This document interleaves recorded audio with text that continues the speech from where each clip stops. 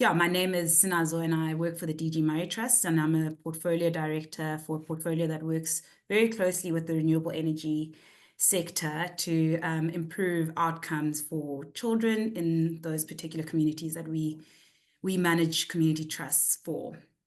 And so, yeah, just for some context, yeah, this is a partnership with Inspire to really support the sector to surface what are the innovative approaches that we could be taking to improve learner outcomes in schools. And so, yeah, this is the first of a number of webinars that we'll be hosting. And it's part of a broader community of practice kind of process, a process of establishing rather a community of practice. And the Inspire team has been facilitating deep dive sessions getting deeper into what a community of practice focused on education could look like for the Inland Five in the Eastern Cape. So this is quite exciting, and this webinar series is supposed to complement that. So I will really also like to introduce and welcome our panelists who will be able to share some great insights about how we should be thinking about the problems that are being faced in high schools and the solutions, and what are some of the principles we can adopt to sort of partner well to resolve some of those issues in our respective communities. And I'll leave about 5 minutes at the end, 5 to 10 minutes for questions. So if you've got any questions, feel free to pop them in the chat or just hold tight, and there'll be a moment where you can raise your hand and share questions with our panelists. Cool. So maybe to get us going, I'm going to ask each of our panelists to introduce themselves. If you can just say who you are, what organization you work for, and if you could just highlight just one challenge that you've observed in your work. I know that there's many issues that are happening in schools, but from your perspective, what is the one problem that we need to be focusing on addressing in high schools? And so I'll start off with you, Merle, and then take it from there. Thanks very much, Sinazo, and good afternoon to everybody. My name is Merle Mansfield. I am the program director for the Zero Dropout campaign, and we are an advocacy campaign focused on halving the rate of dropout by 2030. And I think, if you talk about what is one of the key challenges we face, I think one of the things we come up against often everywhere, if it's in the education system, in schools, even with learners themselves, is the normalization of dropout. The idea that dropout is happening so often, so frequently, all the time, everywhere, and that it is inevitable, that learners will drop out of school. Not all learners are meant for school. We plan for it, we resource for it in a particular way. And so I think one of our greatest challenges in shifting the phenomena of dropout is also shifting the mindsets and perception around it. And it's something that we work on as an advocacy campaign. And so I'm really grateful to be here this afternoon and share some of our work and some of our lessons, and really also excited to learn from others who are sharing as well this afternoon. Thanks. Thanks, Merle. Hi, Sarah, and welcome. I'm going to give you a moment to catch your breath. We're just doing intros, so maybe, Ant, if you could also just share a bit about, the work you do and the challenge you think needs to be put on the table in this conversation. Sure, thanks, Sinazo. Hi, everyone. I'm Anthony. I'm an accountant and management consultant by trade. I've spent the last 6 years in education, so by no means an expert. I work for the DG Murray Trust as a grant manager and looking after our public school partnership program, which is a program in partnerships with public schools to try and capacitate leadership and management. We learned a whole lot of learnings about what whole school improvement looks like over the years. And we work I guess in the Western Cape, we work on a very specific legislative change project where government has wanted to invest in certain legislative levers, and we've been supporting a group of non-profit organizations to use those and try and drive the evidence base behind that initiative. And then similarly in the Eastern Cape and more recently the Northern Cape, building out an extension of that, which doesn't have the legislative piece, but has really been working out what does it take for non-profits and the sort of non-state sector to partner with ordinary public schools in a meaningful way that's rooted in the management and the governance and the everyday operations and the everyday expense that the schools are already spending. Well, I think you're also kind of touching then on some of the challenges that need to be put to the table, right, around that might hinder learner outcomes around management and leadership. And maybe, Mkhuseli, I wonder if you could add to that framing and really unpack some of that in your own words too. Good afternoon, everybody. Thanks, Snazo. My name is Mkhuseli Ngcube. I am a project manager for public school partnerships based in the Eastern Cape. I work with Ant in the grants office.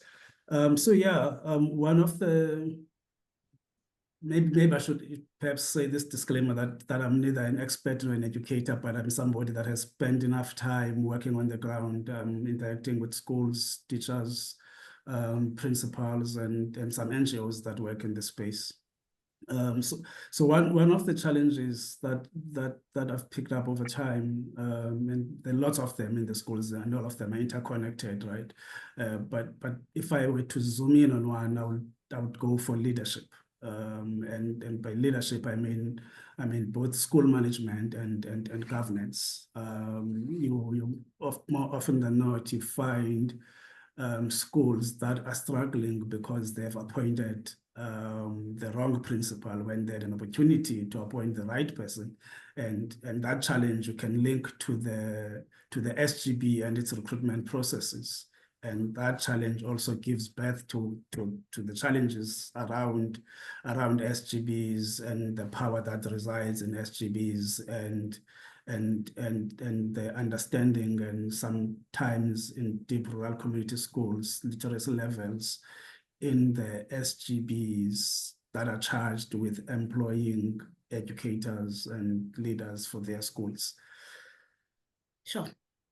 No, thanks. I mean, there's a lot to dig into there, but before we go there, I'd just like to give Sarah an opportunity to also introduce herself and, yeah, put forward a challenge that we can unpack to get the conversation going. Thanks so much, Snazo, and I apologize for hopping on this call late. I was desperately trying to get onto the meeting, but I'm here. Such a privilege to be here. Hi, colleagues. My name's Sarah Binos, and first of all, I'm a mother of two gorgeous teenage girls. So I have young people in my home every single day, and I'm wife to Steve, who I'm still madly in love with after 20 years and think I deserve a medal for that. But my work life is predominantly around trying to address big systemic challenges. From the age of 21, I'm now 47.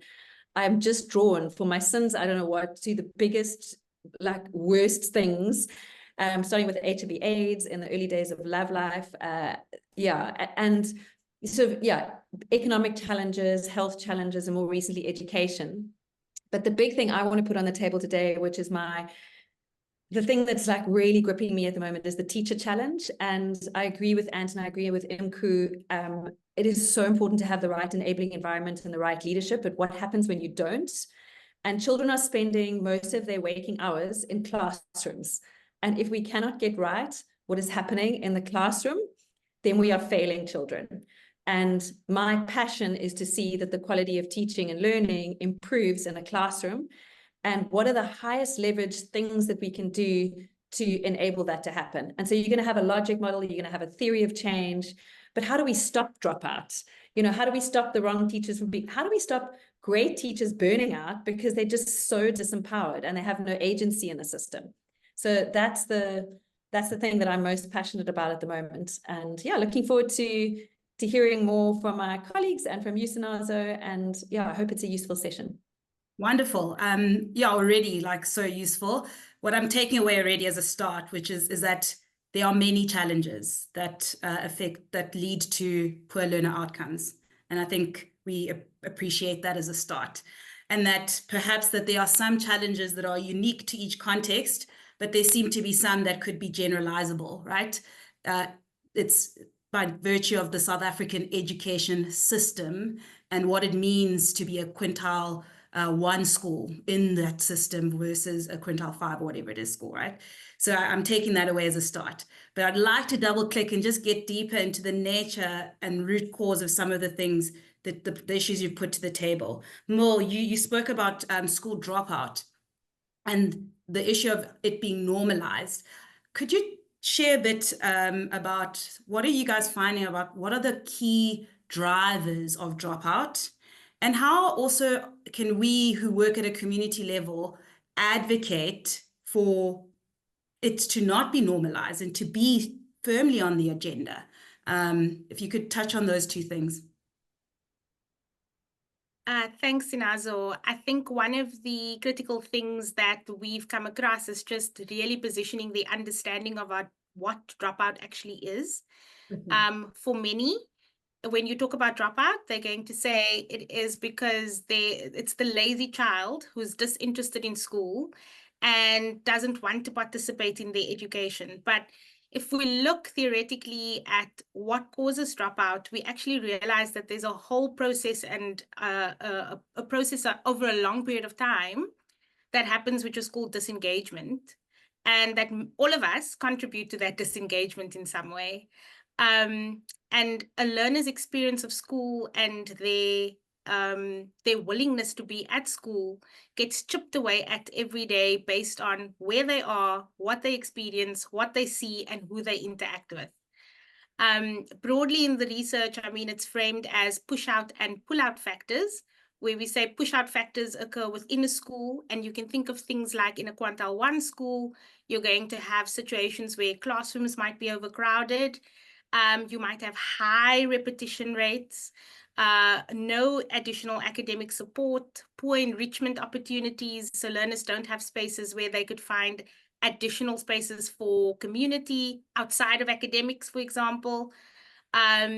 Heterogeneous classrooms where teachers are teaching to very different levels of learner capacity. So these are things that make the experience of school already difficult for a learner. And then you have things like pull-out factors that happen in a community or in a child's life and family. And for learners who are coming from poverty-stricken environments, you'll have issues around substance abuse, often high unemployment rates, food insecurity, potential exposure to violence and trauma if areas are infested with crime and violence. And so these are things that learners are navigating on a daily basis. And for many of our learners, in fact, many of these factors at the same time. The interesting thing for me is around disengagement is that it happens over a period of time. And so it gives us an opportunity to intervene.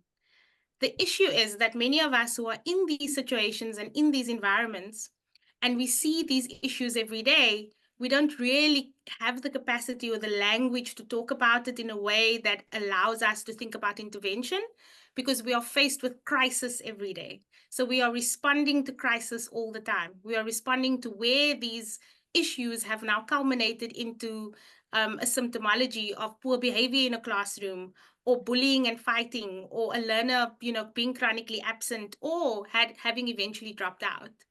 And so really shifting our mindset away from kind of the crisis intervention and thinking about how do we create spaces of safety and spaces that are thinking about the risk profiling for these learners as they are navigating these spaces. Because we do see that if we intervene early on enough with disengagement, we can stop or we can prevent dropout from happening.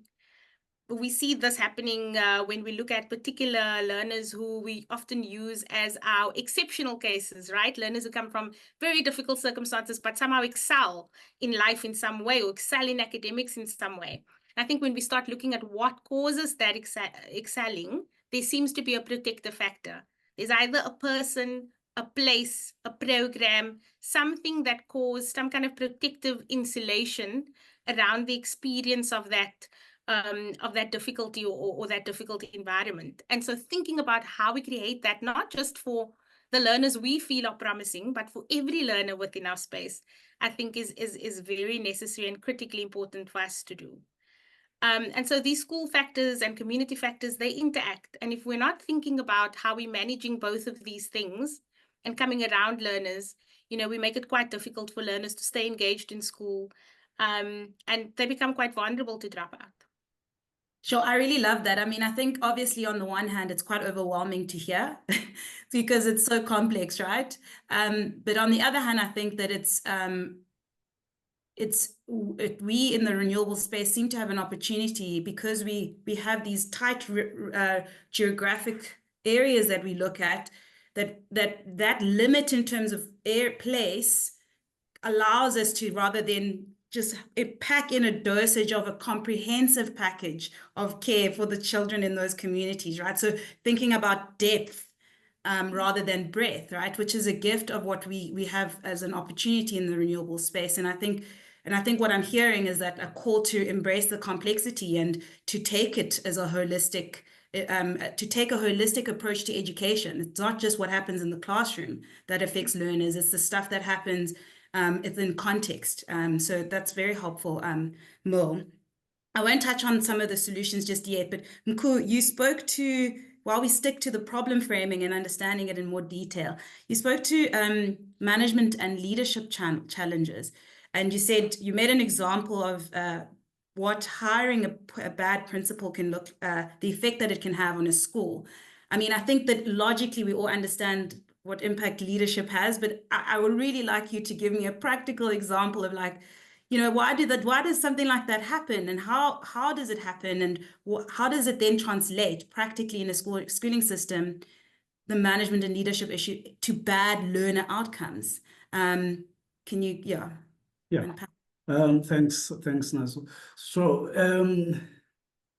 I don't know if everybody, there was at some point, there was, particularly in the Eastern Cape, there was a report a couple of years ago around employment of educators and principal, and how corrupted that process can be. So it's partly because of that corruption in the system. But at a school level, you sometimes, more often than not, especially in rural community schools, in instances where, if within the staff complement of a school there are a couple of teachers that are from that community, and these could be post-level 1 teachers, right? They haven't even been charged with any leadership role at the school. They haven't been sort of risen to the HOD or deputy principal role, and the school has a vacancy for a principal. And the first thing that the SGB does, regardless of what the process says, is to look for the son or the daughter of the soil, as it gets framed. So you find a post-level 1 principal being elevated to become a principal of the school, right? And that's somebody that still needs to first develop as a leader and learn what running a school means. And the first thing that they get from their immediate supervisor, who happens to be a circuit manager, is an email or an SMS that requests them to submit a particular document that they don't even know how to retrieve from the system or how to put together, because it's their first day on the job, right? So you get this post-level teacher that gets appointed a principal, then the problem gets compounded by not getting immediate intervention to help them become the principal of a school. It probably is going to be 3-4 months down the line before they get their first training or induction program into becoming a principal. And by that time, it's already too late. And that appointment, more often than not as well, creates a certain political divide in the school because of its unfairness to the people that were sort of in line to become principals of those schools. So you get that kind of a situation. Then it becomes difficult, really, really difficult for that person to manage the dynamics of the school. Immediately the school gets divided in the middle. There are people that are supporting this particular person. There are people that are rooting for someone else to become a principal. And it's a free fall for the school. A school that was performing last year suddenly drops. And there's not enough intervention from the system to help newly appointed principals to become good school leaders.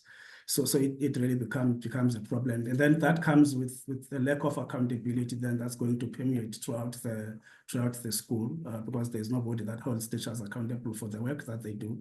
There's nobody that stands at the gate to make sure that the learners are inside the classroom studying. And yeah, it really becomes a problem. Thanks, Ngcube. It's helpful to get into the practicalities. And I see your hand is up. Yeah, sure. Thanks. And maybe I just wanted to sort of back up Ngcube there, that sort of even assuming when there are reasonable hiring practices going on in the background, if you ask me to appoint a great principal for my private school, I'll find you one. If you woke up tomorrow and you ask me to employ 1,600 principals for a province of schools, I wouldn't know where to start.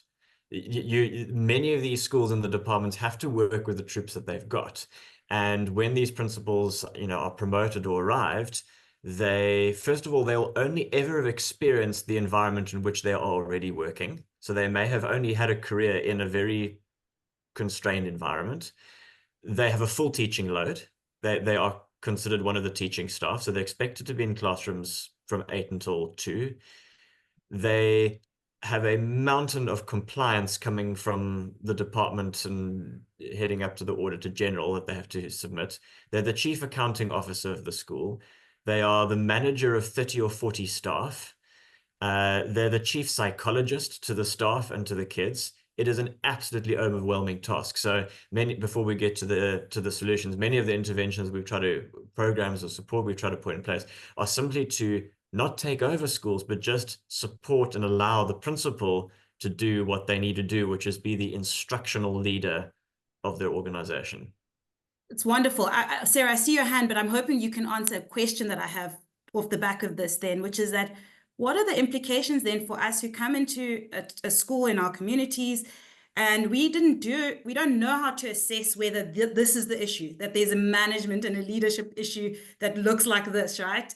And we just are told that teachers are teaching poorly, for example. And so then we bring in a program to train teachers. Like, what are the implications of missing the management and leadership piece and then coming in with a training for teachers? Yeah. Thanks, Sinazo. I want to answer your question, but can I just echo the sentiments of both my colleagues first, which is we have to deliver education within binding constraints. There are real binding constraints of, budget cuts, austerity measures around money. We've just lost, well, not lost, but there's 2,400 posts in the Western Cape that are going to be frozen. So echo, and it's not even just at a leadership level, every level is strained. Every single level is strained. And so I have this incredible empathy for the human actors that are in the education system, because it's a survival game. I think the opportunity for initiatives like the one that you're leading with the renewable energy sector is astonishing, because if you can scaffold at every level and you can offer really well thought through support that is diagnostically driven, and I think now I'm going to answer your question. It's at every level there are going to be problems, and it's not just going to be in one community, it's going to be throughout. Everybody is feeling the strain of budget cuts. Everybody is feeling the strain of teacher cuts. There's not enough people to do the amount of work that's expected, full stop, at every level. So then the question is, looking at a community and the assets and opportunities it has, what is the most strategic way to strengthen and buoy the system? I cannot agree more that leadership is, everything starts with leadership. If you've got a strong, committed leader, you will create psychological safety and a sense of agency in an environment. And this also comes back down to the professional identity of everyone in the system. How do learners feel about being learners? How do teachers feel about being teachers? How do principals feel about being principals? If this community of support, this initiative can enhance and strengthen the sense of empowerment, agency, and professional identity, that is the first step. If you give people a better sense, a first step, if you give the actors on stage a stronger sense of belonging, identity, purpose and agency, that things can actually change. They're not just drowning in the sea of dysfunction. Like for me, that's the first step. Wonderful. And then to and Mkhu's point, yeah, coming alongside as leader is really important. But then what happens if you don't have a good leader? Because we're not going to have the best leaders in every school in the country. Then you've got to give the teacher a sense of agency in the classroom, and you've got to give the learner a sense of agency in and out of the classroom. So for me, that's the kind of change chain. Lots get spent on the wrong things, but unless we're actually supporting humans, I don't think we're going to see change. I love that framing, and I love that you jumping into like, now there's solutions out here. Could you just touch on what does it look like then to support the leadership of a school? What does it look like to do it right? And maybe even where do you see some mistakes in the way, in approaches that support school leadership? Yeah, so before I answer that, I just want to touch on what Merle said about the dropout and bring some real examples there of the push out factors in the main, especially in the high school environment. I mean, in the context that I'm working with in the rural Eastern Cape, we had a school here with it's supposed to be a school that is everything to everybody. It's a comprehensive school, right? The school has 19 subjects, 5-6 streams that it had, and when learners come in fact, before I get to that, in the staff complement of the school, they do not have enough teachers to teach these 19 subjects that they have. The subjects are there officially in the school calendar or timetabling, but there's no teacher to teach them. And learners get into the school, they choose to do these subjects, and for 12 months there's no teacher. This is a grade 8 learner sitting in the classroom for 12 months, no teacher in front of them. And by the time they get to grade 9, if they're lucky enough to get to grade 9, they're no longer feeling like they want to be part of the school. And there's also the focus on the metrics, where you find almost every teacher in the school is focused on making sure that they get a certain percentage at metric level. Grade 8s and grade 9s are left to fend for themselves. And you find that 3 years later, there are less learners in metric, but there are more learners in grade 10, right? Because those that were supposed to get to metric have dropped out. So those are one of the push-up factors that happened in the school environment. So one of the ways that we've supported leadership in schools through PSP is to use our sort of key levers of change with our capability, flexibility, and accountability. And we work with NGOs that are experts in school management and curriculum delivery, and we inject their capability into the school system, right? They become part of the school. They help elevate the pressure from the school management team. In some rural community schools, this is a reality of them, that some of them don't even have administrators. A teacher in a school doubles up as a school administrator. Another teacher doubles up as a psychosocial support to the learners. So by injecting these organizations that come into the schools with that capability, they then free up the school management teams to focus on what they're supposed to be focusing on. Somebody's taking care of administration, somebody's taking care of compliance that a principal is supposed to be looking after. And the training opportunities that get provided to principals and school leaders to learn the ropes and to interact with their peers through community of practices that some of our NGOs create in that space. So it really helps by injecting that capability of a support partner. Of course, that in the long run comes with questions around the sustainability and the cost effectiveness of it all. But as a base, it really does help. Excellent. And maybe then, Sarah, could you touch on, you said there's the leadership, and then there's definitely, if the leadership piece is if we don't solve that, we also need to solve that. We then need to solve the teacher issue. Can you touch on examples of what is effective there, and from a cost and even from an impact perspective? Yeah. I think that we've got a quality of teaching problem, not necessarily because the teachers are not necessarily qualified, but because of the binding constraints we're operating in. So there are some very competent teachers and some incompetent teachers. There's willing teachers, there's unwilling teachers. But I want to use an analogy that I think is quite helpful to explain what is happening in many classrooms. If teachers were the equivalent of bakers who were being asked to bake a cake, if I was to say to you, you've got to bake a cake and you've got to distribute that cake and it's delicious to all your learners, the system gives the teachers maybe 1 or 2 ingredients, maybe some flour and some water, and says bake the cake. And by the way, you don't even have enough flour and water to feed all the children. Now, if you're a really high levels of initiative, you're in a more enabled environment, there's fee-paying learners, then you ask your principal for the money to buy all the other ingredients, or if you really committed in a very poor community or marginalized community, you will actually get in your car with your own petrol money and you will buy those ingredients out of your own pocket because you really care about the learners. Then you'll come back to school and you realize there isn't even an oven to bake the cake. So you'll probably bake the cake at home, and then it's not even enough to distribute to all the learners. The amount of cognitive and mental load that takes to dish up and plan a delicious lesson in the midst of overcrowding in classrooms, different ability levels of learners, poor discipline and behavior management. No one's ever trained you that. At university, it was a theoretical exercise. You didn't get trained on routines like Ngcube and Antwil through PSP, all this amazing, very on the ground professional development of teachers. So now you land in your classroom, but you must make this cake, but you've got flour and water and not enough. So what are you going to do? You're probably going to mix it and it's going to make glue.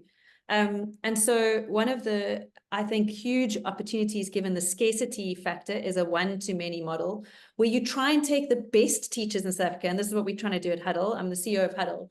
We're trying to scaffold and support the teacher with co-teachers that are, in a sense, demonstrating what excellent teaching looks like. And we are packaging multiple lessons, not scripted lessons, because that removes the agency of the teacher. But it's like the Ina Parman cake box or snowflake cake box where the ingredients are supplied to a classroom. There's a workbook for the learner. There's rigorous pedagogy that's underpinning the lessons and the instruction. There's professional development of the teacher. So even if there's video content that supports the teacher as a co-teacher, so it doesn't take away, they're still baking the cake. They've just got the eggs and the sugar and the baking powder to bake the cake. They are still the bakers. And our sense is that if you scaffold a teacher and you make them feel like they are more empowered, it also unlocks and catalyzes hope again in them. I can actually teach in the system, and it frees up some of their time. So a lot of what we've spoken about, and I want to connect some dots here. People don't have capacity because there's too much expected of them. So how do you free up the time? For Ant and Mkhuseli, it was preventing a leader from having to do too much operational stuff and allowing them to actually be focused on instruction. For a teacher, it's actually giving them the scaffolding. They don't have time to plan for months and months on how to deliver the curriculum. They are just surviving. You give them that scaffolding, and they are still the chiefs in their own classroom. Our experience has been if you can hold a teacher like that and support them like that, then even if they're in a sea of dysfunction, at least they have agency of their own classrooms. That then links to Merle's statement about dropout. If you are presenting something in a classroom, learners want to learn. If you are teaching the way that teaching should happen with lots of rigor and passion and love, and if it's a delicious lesson that you are dishing up, there will be less likelihood to have low levels of engagement because suddenly actually learning is quite exciting. So for me, it's getting to support these main actors, leaders and teachers, and giving them the scaffolding and support they need to free them up to do what they actually should be doing best, so that dropout is not a push factor from that school. Yeah, I'll stop there. Cool. No, thank you for weaving it together also. Because of time, I want to move on to the next part of what I'd love you to touch on, which is, okay, there's a systemic issues. There's a complexity to the basket of things that need to be resolved. And it seems like there are a number of approaches out there, right, to actually resolve issues at all these tiers from leadership down. My question to you guys is, we sit often in a funder position, right, as the renewable energy sector, and we don't always also have like that depth of the education piece, right, and to even ask all the right questions that would help us understand some of this stuff. So what are some of the principles that you would leave us with, right, that we need to embrace in order to partner well and find the right partners and then partner well with those partners in order to shift outcomes? Maybe Merle, can I pick on you to go first? What comes to mind with that? Absolutely, and it's been so lovely to just listen to all of the wonderful tidbits that have come out around supporting teachers and leadership within schools. And I think it really speaks into kind of the systems approach of coming around a learner and coming around or building an enabling environment for teaching and learning, right? And so one of the things that I think we need to get comfortable with if we're wanting to do impact investing is that there is no quick fix, right? We can't choose one thing. And I think this is what often happens. We have this conversation with funders and people who are doing implementation. There isn't one thing we choose and we say, oh, we're going to throw all our money and all our effort into this one thing. And if we shift this one thing, everything else will fall into place. I think that is incredibly narrow-minded and it's short-sighted, because it's not going to shift some of these really systemic issues that we've just been speaking about. And if we're wanting to make long-term sustainable change that's going to be embedded within a community, then we have to get comfortable with that complexity. We have to get comfortable with a long-term view. We have to get comfortable with seeing results in a long-term outcomes, not looking for shortfall, short wins, quick wins, or low-hanging fruit, as they call it. There may be some, right? There may be some, and it will be lovely for us to have those wins and to celebrate them. But I think that we have to keep focused on what the long-term vision and long-term goal is, and building those environments that enable us to have teaching and learning that happens in a way that is optimal for everyone, to keep our teachers happy in the spaces that they are working, to keep our parents engaged in the communities and in the schooling system, to keep our learners engaged. It's a comprehensive approach. And so it's really important and critical for us to embrace that and to be okay with that. Right. So part of that means that it will cost money, right? It will cost money, and that you may not see your return on investment in the first year or in the second year in the way that you might hope to see it, right? And so I think part of that is also getting comfortable with that and building. I love the word scaffolding, Sarah, that you've used around just getting the strengthening pieces into place, right? Also think about coming into a space where perhaps previously nothing had existed. Coming into an environment where perhaps previously or dysfunction had been around for a very long time, might be ingrained in ways that you have to think about attitudinally, behaviorally, so it's not just about coming in with tools and techniques and skills and we transfer this and we walk away and we think now everything is going to go well. There's also really deeply embedded and held perceptions and beliefs about what I can do, what can come from the school, what we are able to accomplish. And shifting all of that takes time and it takes intention. And it really takes us being comfortable with walking the journey with those communities, with those schools, and being comfortable with not putting a timeline that is too strict and doesn't allow and actually stifles us from making those shifts. So I think those are critical pieces of how to really think about impact in the long term. And I think if we really wanted to make a comprehensive shift, then we have to commit to that from the beginning. Because I think that there are also schools and school leaders and teachers that feel very despondent with people who come in and help them, because they realize that they come for 3 months or they come for a year and then they're gone, right? And there needs to be this investment and this relationship building with schools that allows them to feel like they can take you into their confidence, that they can actually trust you to walk the journey with them, that they are safe to make mistakes and learn from them and to build from that. It's a real give and take situation and scenario that I think requires commitment from both ends. So I hope that. Wonderful. Yeah. It sparked some additional comments from Ant and Sarah. Ant, go for it. Yeah, sure. I mean, maybe I can back up with an example. And I mean, first of all, we talked about scaffolding, but I think we've highlighted how there are school improvement rubrics for Africa. There are a dime a dozen, but I think what's most important is that they're used as practical, human-centered frameworks with which to have conversations and actually set real priorities. Some of the government frameworks are 127 checkpoints. Some of them are 9. But you know, the basics we've described today, which is leadership and management. Do the principals know how to manage and plan and so on? You have to get that a little bit right before you can start doing behavior and culture and getting learners into school at the right time and into classrooms and cultures of excellence and so on. That has to be in place before you can even start doing teacher coaching. And those scaffolds have to be in place before you can start expecting learner outcomes. But it's a reiterative process. And an analogy I used earlier this morning is that no one goes on a date, a first date, and agrees, cool, we're done. We're going to have 3 kids, we're going to have these jobs, we're going to live in this house, and we'll all agree. Like, it never happens that way. It's a reiterative conversation. So every school is going to be on a different point in that continuum of those scaffolds that we described, and they also move over time. And a very typical first conversation is, you know, what do you need?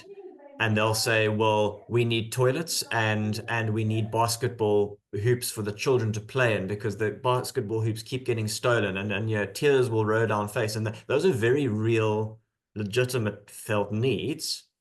But then it takes a reiterative conversation to say, okay, well, gosh, and what would need to be true for those toilets to in fact still flush a week later and a month later and a year later? And what would it take for the gangsters to only steal the basketball hoops once a year, not once a week? And through that reiterative conversation, you get back to this piece of, oh, okay, let's share accountability for the running of schools.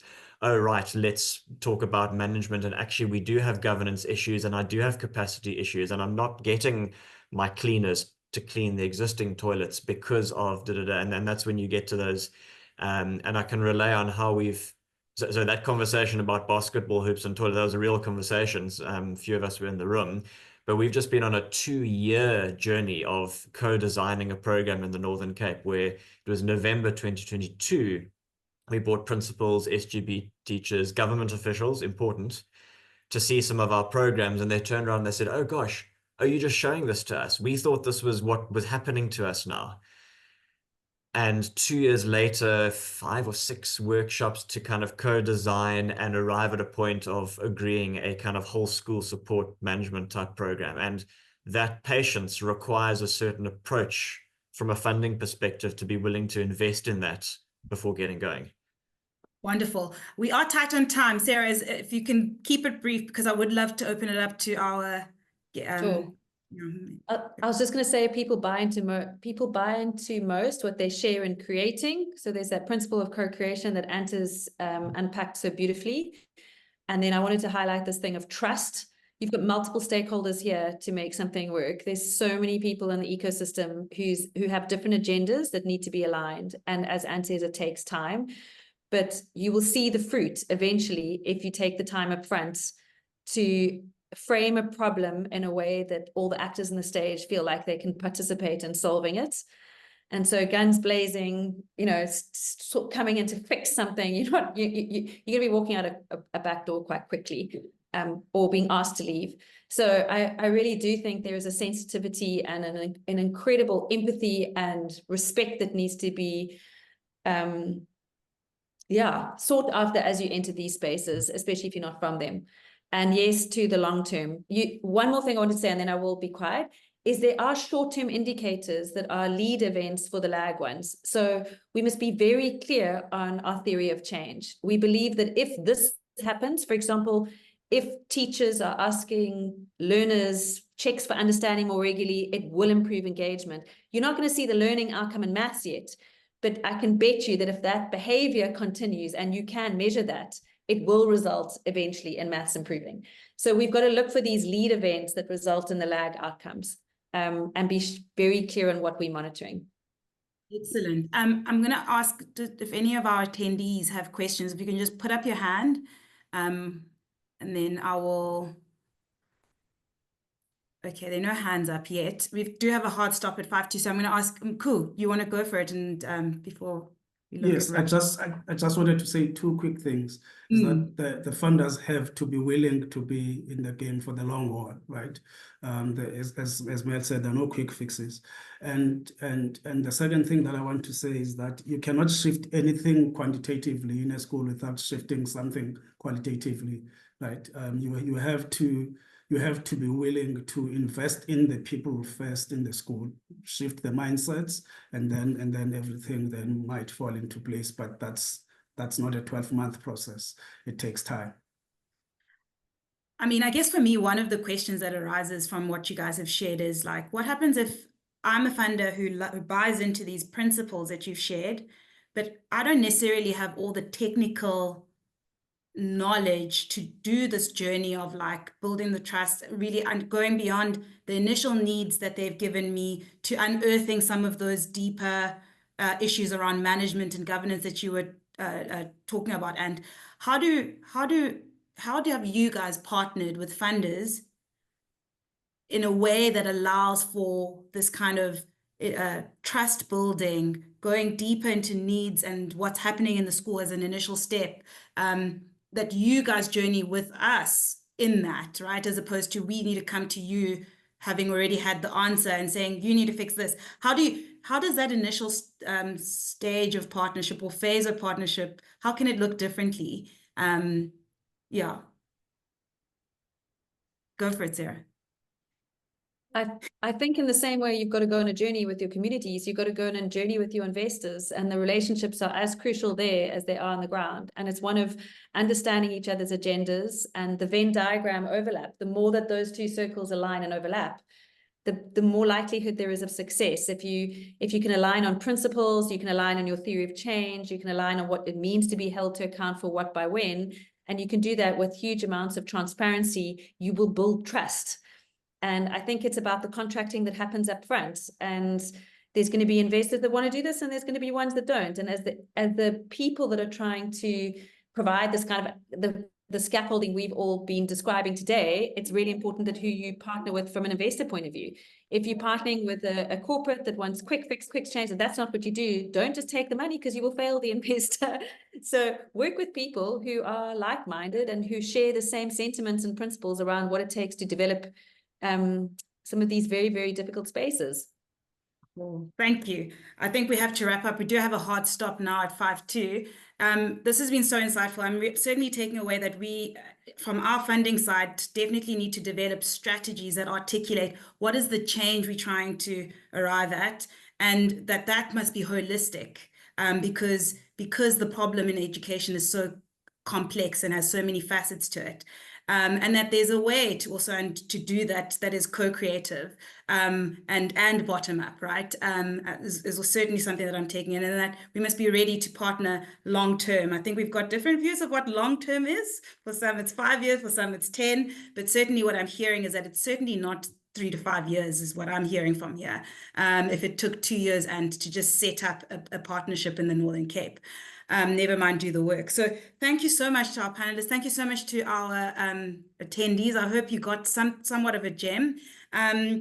We will be running another webinar series, another webinar next week, Friday, but it's focused on young people who are considered NEET, so they're neither in employment, educational training, and having a similar conversation to unpack what we should be doing in that space. We will also share more information via Inspire on programs that are effective at addressing some of the issues that have been raised in this webinar series. And certainly I'm sure some of our panelists would be happy to also interact with our attendees if you guys want more information on some of the approaches and solutions that have been put to the table in this webinar. But otherwise, thank you, everyone.